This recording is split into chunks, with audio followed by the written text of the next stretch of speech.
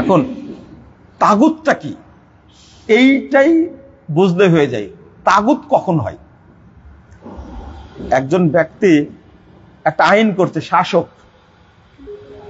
শাসক তখন রব হয়ে যায়, স্পষ্ট।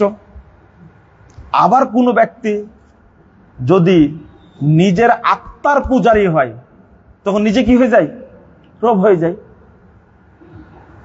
এই তাগুতটা যদি বুঝে মানুষ, তাহলে কোন আর ঝামেলা নাই।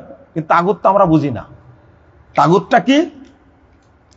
আল্লাহ এবং রাসূল সাল্লাল্লাহু আলাইহি ওয়াসাল্লামের আইন বাদ দিয়ে বিরোধী যখন কোন আইন প্রণয়ন করে, তাকে কি বলে? তাগুত বলে। তাগুত শয়তান। দুই, আমাদের বুঝার, তাগুত বুঝার দরকার হলো, যারা আল্লাহ বিরোধী আইন করে এটাকে তাগুত বলে, আইনটা তাগুত। আর এই আইনকে যারা পরিচালনা করে তারাও তাগুত। কথা বোঝা গেছে?